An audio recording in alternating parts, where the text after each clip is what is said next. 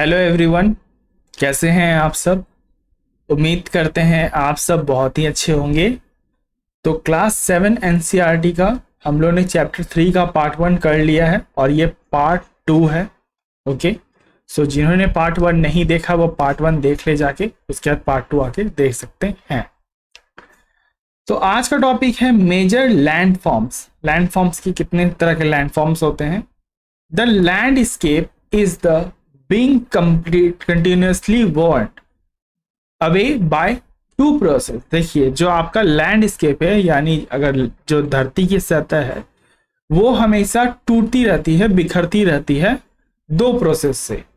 एक तो वेदरिंग से और दूसरा इरोजन से। Weathering is breaking up of the rock on the earth surface. Earth surface के अंदर में जब टूट जाता है कोई हिस्सा तब उसे हम क्या कहते हैं, वेदरिंग कहते हैं। जैसा कि आप इस इमेज को देख सकते हैं, ये इस जैसे कि ये चट्टान जो है बीच से आपको टूटी हुई दिख रही है, यहां से आप देख सकते हो कि ये टूटी हुई है एकाएक, तो इसे हम लोग वेदरिंग कहते हैं, टूटना, बिखरना। ओके,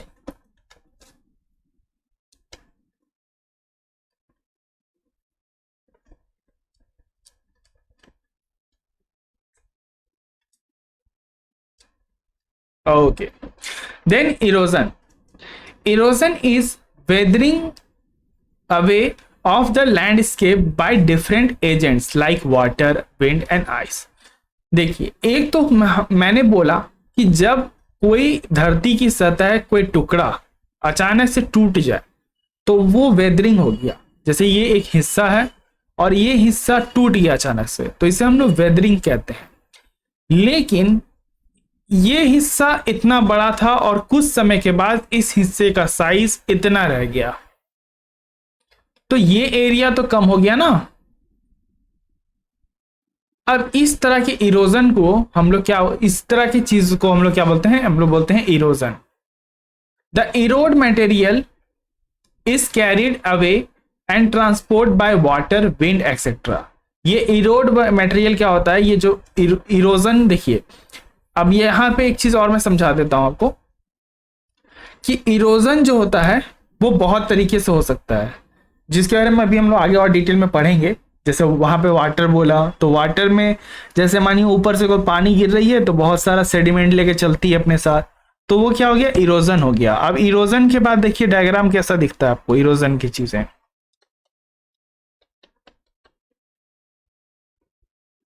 ये देखिए, ये है आपका इरोजन, कैसे इरोड हो चुका है। ये देख रहे हैं आप, मिट्टी कट रही है यहां से, ये देखिए मिट्टी कट रही है और पानी जो है इस सड़क को काट चुका है पूरे तरीके से, तो इसको बोलते हैं इरोड होना, यानी इरोजन। वेदरिंग का मतलब हुआ टूटना और इरोजन का मतलब हुआ कटाव। धीरे धीरे जो मिट्टी जो है कटती चली जाती है किसी एजेंट के माध्यम से, जैसे यहाँ पे वाटर एजेंट काम कर रहा है, तो ऐसा विंड से भी हो सकता है और आपका अदर एजेंट भी काम इस पे ऊपर में कर सकते हैं।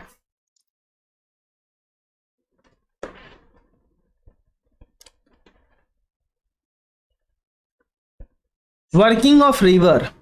The running water in the river erodes the landscape. कोई पानी पहाड़ पर से गिर रही है तो अपने साथ बहुत सारा सेडिमेंट उठा के चलती है और ये सेडिमेंट्स ही एक तरह से आपका काम करते हैं इरोजन में, लैंडस्केप के इरोजन में। When the river tumbles at a steep angle, tumbles का मतलब होता है कि गिरना, जैसे स्टीप एंगल का मतलब हो गया कि जैसे मानिए पानी आ रही थी और पानी यूं चल रही थी और अचानक से फॉल डाउन हो गया इस तरह। ये देखिए पानी यहां से आ रही है और अचानक से पानी में फॉल डाउन होता है ओवर वेरी हार्ड रॉक के ऊपर में या फिर एक वैली के ऊपर में, तो इसे हम क्या कहते हैं, इसे हम कहते हैं वाटरफॉल। वाटरफॉल आपने देखा होगा बहुत बार, अगर आपने नहीं देखा है तो जाके देखिए अपने नियरेस्ट वाटरफॉल आपके एरिया से कितना दूर पर है। काफी सुंदर लगता है, नेचर का वन ऑफ द, मैं कहता हूँ कि ऐसा गिफ्ट दिया हुआ है जो काफी अट्रैक्टिव है। There are thousands of small waterfall in the world में बहुत सारे वाटरफॉल्स है। The highest waterfall is Angel Falls of Venezuela in South America. याद रखिएगा, यहाँ पे एक इंपॉर्टेंट पॉइंट आपको क्या मिल रहा है कि जो हाईएस्ट वाटरफॉल है वो एंजल फॉल्स है, और ये कहाँ पे मौजूद है? वेनेजुला के अंदर में। और वेनेजुला कहाँ है? साउथ अमेरिका के अंदर। इसकी भी मैं इमेज लाया हूं शायद। कुछ बच्चे शिकायत करते हैं कि इमेज दिखा के पढ़ाइए ताकि ज्यादा क्लियर हो। नहीं, ये नहीं है। ओके, उसकी इमेज आपको मुझे दिखानी पड़ेगी। ये है। ओके, ये देखिए, ये आप देख सकते हैं। ये आपका क्या है साथियों? ये आपका है एंजल फॉल्स। देख रहे हैं कितना सुंदर है? रियल में ये नज़ारा कितना खूबसूरत होगा, इमेजिन कीजिए।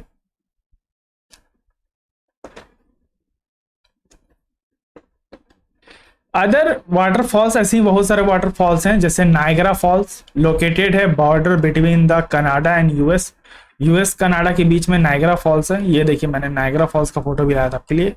ये रहा नायगरा फॉल्स, बहुत सुंदर है। और ये कहाँ पे है? तो याद रखिएगा, यूएस और नॉर्थ अमेरिका के, सॉरी माफ कीजिएगा, कनाडा और यूएस का जो बॉर्डर है वहीं पे आपको ये दिखेगा नायगरा फॉल्स। और नॉर्थ अमेरिका में भी एक फॉल का नाम है जिसका नाम है विक्टोरिया फॉल्स, जो जिम्बा एंड जिम्बाब्वे, ये आपका दो एक तरह से शहर है अफ्रीका के अंदर में। और वहां पे आपका, एक मिनट, थोड़ी सी इचिंग हो रही मुझे। ओके, सो वहां के बॉर्डर पे दिखेगा। तो ये कुछ वाटरफॉल्स के नाम है, लेकिन आपको मेनली ये याद रखना है कि Angel Falls highest fall waterfall है, जो कहां पर है? वेनेजुला के अंदर में। और वेनेजुला कहां पे है? साउथ अफ्रीका के अंदर में। South America, sorry, not Africa. As the river enter in the plains, अब रिवर जो है किसी पहाड़ के ऊपर से गिरती है और कभी प्लेन में एंटर करती है। It twists and turns forming large bends known as meanders. तो नदी अब ऊपर से पहाड़ से नीचे की तरफ आ रही है, प्लेन्स में आ रही है, तो बहुत सारे मियांडर्स बनाती है। ओके, ये आप एक मियांडर देख सकते हो। तो ऐसे बहुत सारे मियांडर्स बनाती है, बहुत खूबसूरत लगती है नदी इस तरह।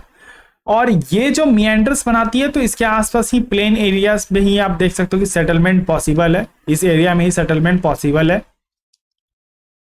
Due to the continuous erosion and deposition along with the sides of the meanders, the ends of the meanders loops comes closer and the closer। ये चीज थोड़ी डायग्राम से आपको समझनी पड़ेगी।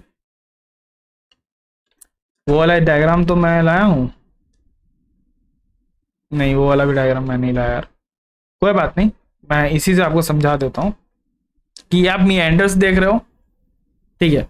अब ये मियांडर्स क्या होता है कि जब चलती है इस तरह, ओके, ये देखिए मियांडर्स ऐसे चल रही है, ये मियांडर्स आपकी चलती है इस तरह। फिर क्या होता है, ये एक मैं मियांडर्स यहां बना देता हूं। अब मियांडर ये वाला जो मैंने बना के दिखाया, अब इसमें क्या होता है, ये यहां से मिट्टी को उठाती है वाटर और यहां पे डिपॉजिट करती है।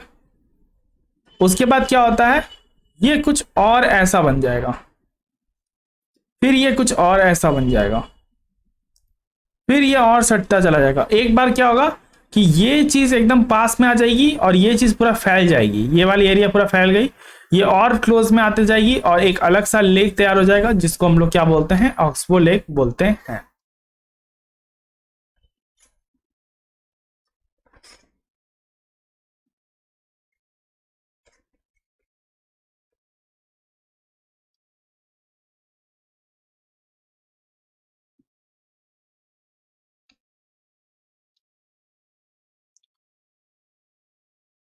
इन due course of the time, समय के साथ meander loops cut off from the rivers and forms a cut off lake, एक कट ऑफ लेक बना देती है, जिसको ऑक्सबो लेक कहते हैं। ऑक्सबो लेक क्यों कहते हैं बेटा इसको? क्योंकि देखिए ऑक्स के बो जो होता है ना, पैर होता है ना, उसके जैसा दिखता है। अब ये देखिए, मैं आपको दिखाता हूं ये किस तरह होता है। ये देखिए, ये ऑक्सबो लेक कैसे तैयार हो रहा है, ठीक है?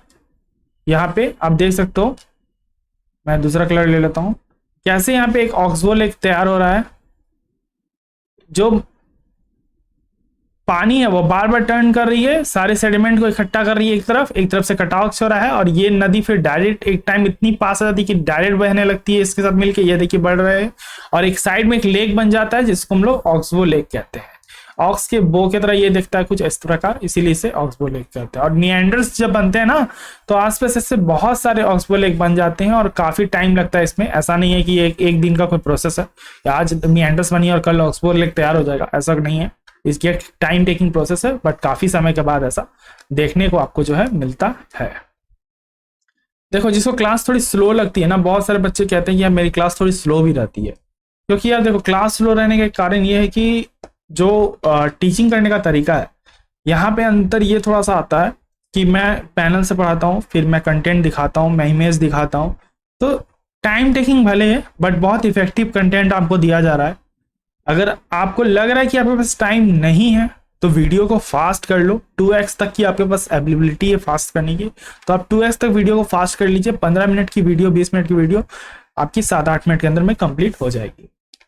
At the times of rivers flows in the banks, this lead to be flooding nearby area। क्या होता है ना कि कभी कभी ये जो नदी का फ्लो है ये इतना बहाव इसमें पानी आ जाता है कि ये पानी इस एरिया के बाहर निकल जाता है इस तरह, और ये क्या हो जाता है, इससे क्या हो जाता है, फ्लड आ जाता है। आपको पता है कि कभी भी नदी का पानी जब नदी के एरिया से बाहर की तरफ आता है तो यहाँ पे ह्यूमन सेटलमेंट आपको दिखता है नदी के किनारे, जैसे ये रिवर है इसके किनारे ह्यूमन सेटलमेंट है। और अब नदी का जो पानी आ रहा है वो अचानक से इतना बढ़ जाएगा कि वो अपने एरिया को फैलाएगा, एक्सपेंड करेगा अपने आप को, और जैसे एक्सपेंड करेगा तो जो नाइबर एरियाज होंगे, नेबरिंग एरियाज, उसके अंदर में फ्लड की सिचुएशन क्रिएट हो जाएगी। As it floods it deposits layering of the fine soil and another materials called sediments. अब ये चीज क्या करती है, पानी उठा के अपना इधर अब लेके गई सॉइल को तो फिर सेडिमेंट लेके चलती है, तो ये जो सॉइल को लेके इरोड करती है ना, इरोजन ऑफ सॉइल का एक बहुत बड़ा फैक्टर आपको मिल रहा है वाटर, विंड एक बहुत बड़ा फैक्टर है। तो वाटर एंड विंड एक सॉइल इरोजन का फैक्टर है, यूपीएससी क्वेश्चन करता है इसके ऊपर में। सो यहाँ पे आप देख सकते हो कि ये यहाँ की जो मिट्टी होगी, अब ये क्या होगी, बह के यहाँ थोड़ी चली आएगी, और फिर और पानी का बहाव हुआ तो ये मिट्टी यहाँ चली आएगी, तो इससे क्या हो रहा है, इससे सॉइल का इरोजन हो रहा है। This leads to be a formation of flat fertile flood plains बनाती है। फ्लैट फर्टाइल फ्लड प्लेन्स का भी ये देखिए, फ्लैट फर्टाइल फ्लड प्लेन्स से कहते हैं। और ये जो साइड में आपको दिख रहा है इसको हम लोग बोलते हैं, मैं बोल देता हूँ, लीव्स बोलते हैं। ओके, ये लीव्स है आपका, और जब पानी यहाँ पे नॉर्मल फ्लो करता है तो ठीक है ये फ्लड प्लेन है, और इसके बाद यहाँ पे एक्सेस पानी हो जाएगा तो ये पानी यहाँ घसक जाएगी इस तरफ, जिसके कारण से क्या होगा, फ्लड आ जाएगी इस एरिया में। As the river approaches the sea, और सी को जब रिप्रोच करती है, the speed of the flowing river decreases. जैसे समुद्र में पानी जाता है उसके बाद सी के अंदर में तो पानी की जो स्पीड है उसमें कमी आती है। Rivers being to be broken up into numbers of streams called distributaries. और तब क्या होती है, नदियां जो है बहुत, मेन नदी जो से निकल के बहुत सारी नदी टूट टूट के अलग हो जाती है, तो इसे हम डिस्ट्रीब्यूटरी कहते हैं। और जब मुख्य नदी में आके सहायक नदी यहाँ मिलती है तो उसे हम ट्रिब्यूटरी कहते हैं। और इस पूरे चीज को हम लोग क्या कहते हैं, रिवर सिस्टम कहते हैं या रिवर बेसिन कहते हैं। The river because of slow that it begins deposit it's load, ये अपने लोड को डिपॉजिट करती है, जो लोड्स लेके चली है दैट इज सेडिमेंट्स को। Each distributaries form its own mouth, अपना ये खुद का मुंह बना लेती है। मुंह का मतलब यहाँ नहीं है कि यहाँ पे कोई लड़की जो मुंह बना लेगी, हम ये मत बोलना लड़की को मैं टारगेट कर रहा हूँ। ये देखिए, तो ये बहुत सारे मुख बना लेती है, यहाँ पे आप देख सकते हो, ये देखिए ये दिख रहा है, और ये जो बन रहा है इसे हम लोग डेल्टा कहते हैं। ठीक है, ये आपका डेल्टा है।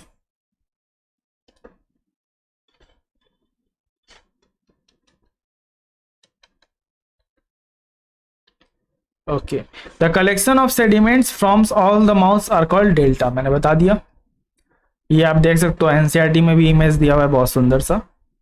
ये आप देखिए, ये मेन रिवर है, यहाँ से फिर स्पीड स्लो ही तो बहुत सारी डिस्ट्रीब्यूटरीज बना रही है, और ये अलग अलग जो मुख यहाँ बन रहा है, तो यहाँ पे क्या हो रहा है, ये सेडिमेंट इकट्ठा हो रहे हैं यहाँ पे।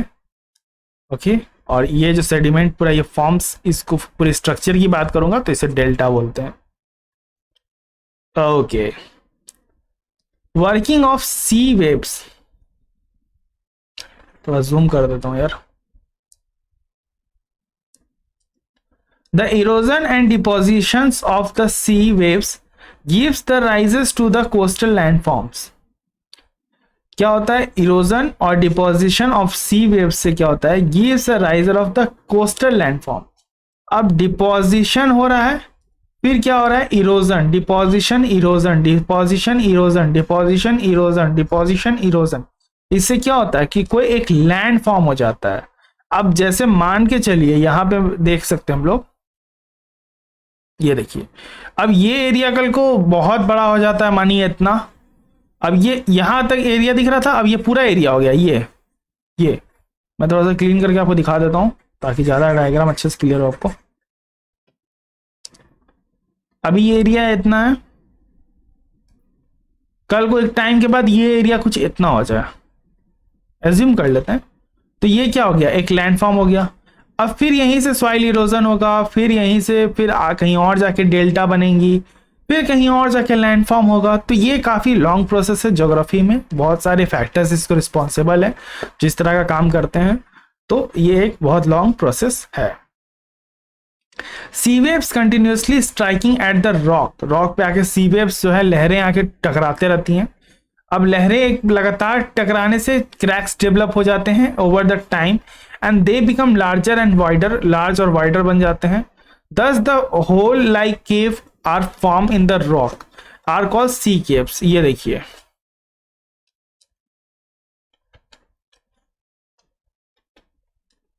जूम आउट, ये देखिए ये सी केव बन गया आपका। अब यहां से क्या हुआ कि कभी यहां पे ये पूरा चट्टान हुआ करता होगा, अब लहरें आ रही हैं इसके ऊपर टकराई, फिर लहरें एक बार टकराई, फिर टकराई।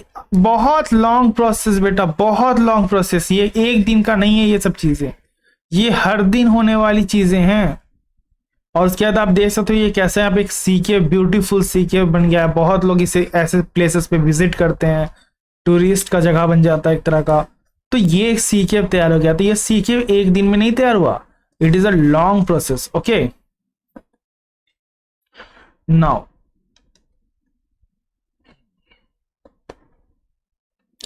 सी केव बन जाता है as this cavities becomes bigger, ये केविटीज बिगर हो जाते हैं, बड़े हो जाते हैं।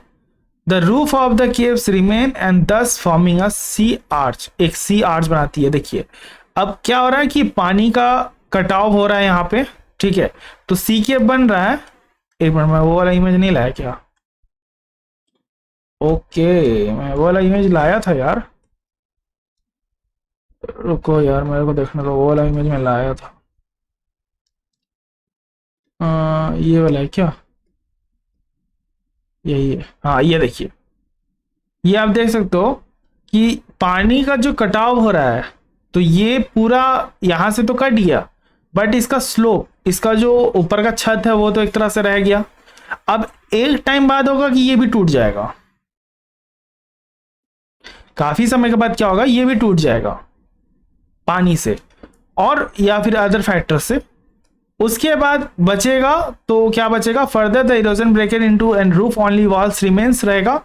और 10 these walls are like feature call stacks, इसे स्टैक्स बोलेंगे। ये देखिए स्टैक्स में दिखाता हूँ, एनसीईआरटी के डायग्राम में भी आपको बहुत अच्छे से दिया है। ये देखिए ये आर्क है, आर्क जैसा ये केव हो गया, ठीक है, केव लाइक स्ट्रक्चर। और उसके बाद जब बचेगा पूरे तरीके से, ये रूफ भी टूट जाएगा। ये वाला रूफ जब टूट गया, ब्रोकन हो गया, तो स्टैक बचा, ठीक है, ये स्टैक रह जाता है रिमेन। बहुत सुंदर लगता है, बहुत जगह पे ऐसी चीजें देखने को मिलती है रियल में, जहाँ पे आप टूरिस्ट वगैरह के प्लेसेस में देख सकते हो ये सब जाके।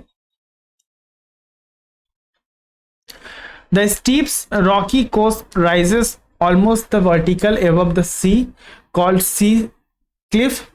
The sea waves deposit sediments along with the shore and forming a beach. shore का मतलब बीच होता है, जब बीच पे बैठते हो आप सामने, तो वो ऐसा नहीं है कि एक दिन में बन जाता है, बहुत सारे उसमें फैक्टर रिस्पॉन्सिबल होते हैं। अब हम लोग जानते हैं ये वर्क ऑफ आइस। अब हम लोग ने क्या पढ़ लिया, हम लोग वाटर पढ़ लिए, विंड पढ़ लिए, और अब हम लोग आइस के बारे में पढ़ेंगे।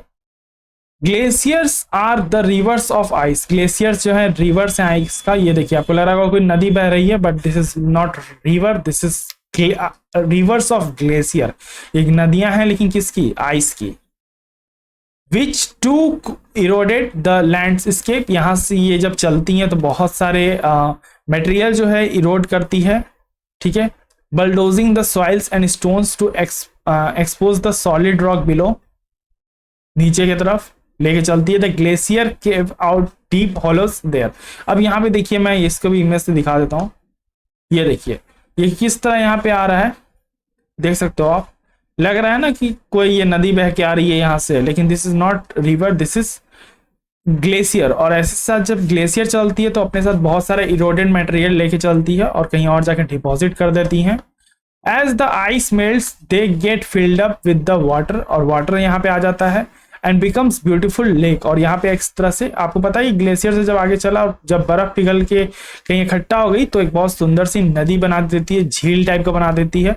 इन दिस माउंटेन्स, इस माउंटेन के ऊपर में, the materials carried by the glacier ice are as big rock bits and small. बड़े, इसमें कुछ बड़े पत्थर, छोटे पत्थर भी होते हैं, सैंड्स होते हैं, सिल्ट होते हैं, get deposit and these deposits are called glacial moraines. ये मैंने आपको जो डायग्राम दिखाया इसी को बोलते हैं glacier moraines.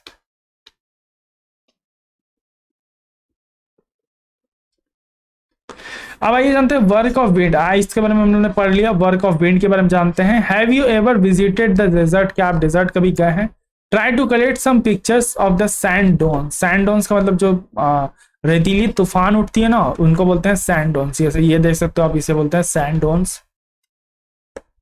An active agent of erosion and deposition in the desert is wind। देखिए एक्टिव एजेंट जो डिपोजिशन का काम करती है, विंड करती है डेजर्ट में। आज मैं बहुत ज़्यादा टायर्ड हो गया हूँ, थक गया हूँ, और मतलब बहुत ज़्यादा थक गया हूँ कि आज मैंने सोचा कि क्लास स्किप ही कर डालते हैं। बट जो बच्चे लगे हुए हैं ना साथ में, उनके लिए मैं कुछ छोड़ना नहीं चाहता। और वरना मैं इतना डाउन होकर आराम से रीडिंग मारता ही नहीं कि हाँ ऐसा लगे कि मुझे रीडिंग नहीं आती, ऐसा फील नहीं होना चाहता मैं। तो आप देखिए तो प्रीवियस क्लासेस में मैंने कितने अच्छे से कराया है। सो यार पूरा कंटेंट पहले पढ़ना, उसके बाद आपको इमेजेस लाना है बहुत सारे कलेक्ट करके, उसके बाद इतने सारे काम। सो थक गया हूँ तो इसीलिए दैट्स वाई थोड़ा सा टायर्ड अब। अदरवाइज आपको अगर क्लास पसंद नहीं आ रही तो आप लिख सकते हो यार, कमेंट बॉक्स में लिख दीजिए, कोई दिक्कत नहीं है। मैं अगर नहीं अच्छा पढ़ाया हूँ इस क्लास को तो आप बोल सकते हो, मैं बिल्कुल मना नहीं करूँगा। बट अगर आपको स्लो लग रहा है तो आप प्लीज़ 2x कर लीजिए। बेकार का ये कमेंट मत कीजिएगा कि आप स्लो पढ़ाते हो, क्योंकि यार फीचर है आपके पास। मैं स्पीड नहीं डालना चाहता क्योंकि कुछ बच्चे स्लो ही पढ़ना पसंद करते हैं। अगर सब तेज पढ़ते तो मैं स्पीड करके ही वीडियो को अपलोड कर देता, बट बच्चे अपने हिसाब से करते हैं editing. In desert you can see the rocks in this shape of the mushroom. अब ये मशरूम शेप का रॉक बन जाएगा। अब ये देखिए, ये काफ़ी ये भी लॉन्ग प्रोसेस है। ये देखिए यहाँ पे बहुत बड़ा कभी चट्टान हुआ करता होगा, चट्टान सॉरी मुझे माफ़ कीजिएगा, कभी बहुत बड़ा एक रेत का ये होता होगा, टीला टाइप का रेत होगा सिंपल। और ये यहाँ से रेत उड़ी होगी अलग अलग तरीके से। फिर ये वाली रेत बहुत हार्ड हो चुकी है, यहाँ से कम है। तो ये क्या होता है, ये कभी कभी ये बहुत ज़्यादा ठोस हो जाता है, ठीक है। बहुत सारे एक्सटर्नल फैक्टर से ये ठोस बन जाता है। तो ये एक मशरूम लाइक स्ट्रक्चर जो तैयार हो गया ना, ये जो मशरूम लाइक स्ट्रक्चर तैयार हो गया, इसी को हम लोग बोलते हैं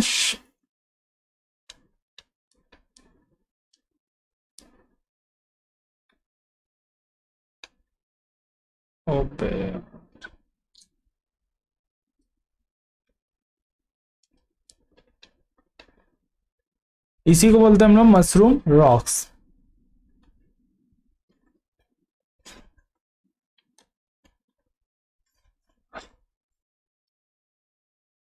मुझे अलग अलग ऐप यूज करना पड़ता है पढ़ाने के लिए ताकि ठीक से अंडरलाइन हो।